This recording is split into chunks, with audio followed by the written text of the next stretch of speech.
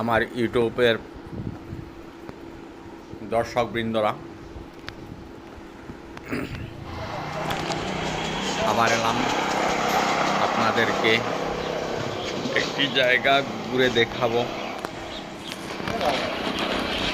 জায়গাটা হচ্ছে ঐতিহাসিক, প্রাগ ঐতিহাসিক বা বহু পুরানো। 1200 বছর পূর্বের কথা। এখানে এসেছিলেন নামে পরিচিত যে জায়গাটি সাজু বলে একটা কামরূপ মনে লেগে হাজু। এই হাজুতে পোয়ামক্কা, এই পোয়ামক্কা নামে এই জায়গাটি পরিচিত। পাহাড়ের অনেক উপরে এই জায়গাটি।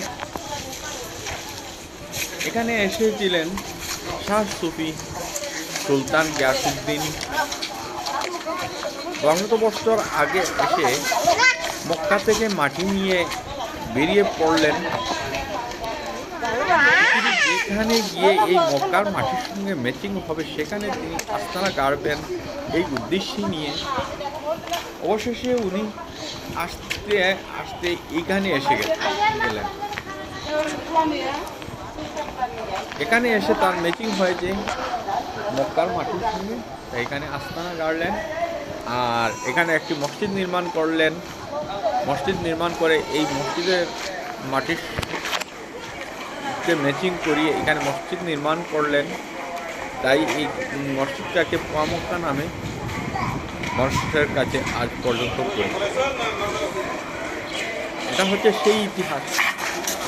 আর উনি ইন্তেকালের পর ওনার সমাধি বা কবর করা হয়েছে এই মসজিদের সম্মুখে, তাই এখানে দরগাও বানানো হয়ে গেছে।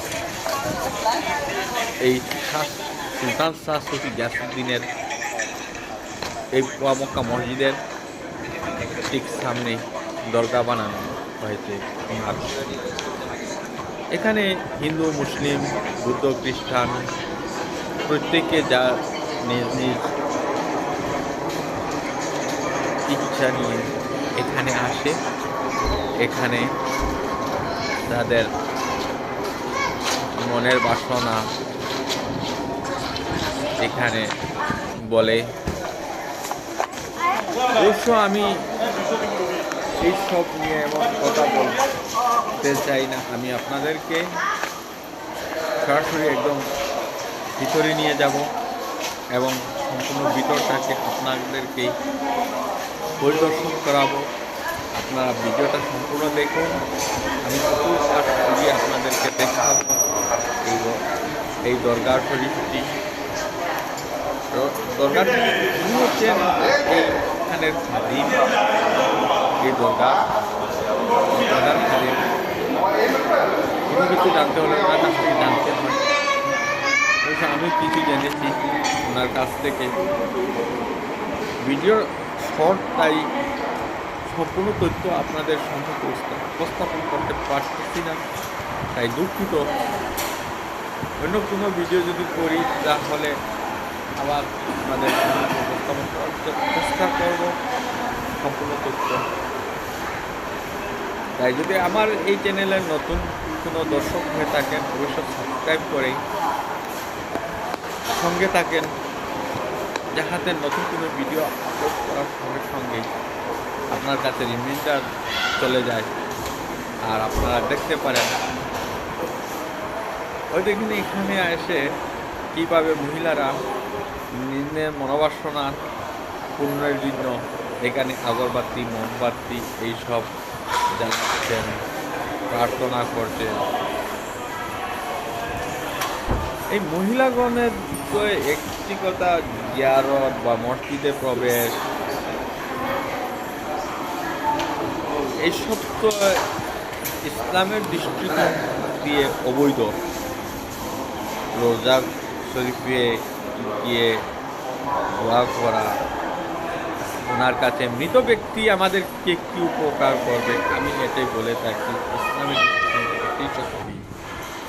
মৃত ব্যক্তিত্ব পাওয়ার নেই। তাই উনি আল্লাহর একজন প্রিয় লোক হিসেবে ওনার জন্য মাগফিরাত কামনা করতে পারেন, এটাই আমরা যাক, এটা না বলে আপনাদেরকে রোজা শরীফ দেখানো হয়ে গেছে, মসজিদ দেখানো হয়েছে, ওনার নামও দেখতে পাচ্ছেন ওই বোর্ডে। এটি হচ্ছে ওনার নাম। ঠিক আছে দর্শক বৃন্দরা, আজকের মতো এখানেই শেষ। ধন্যবাদ। আল্লাহ হাফেজ।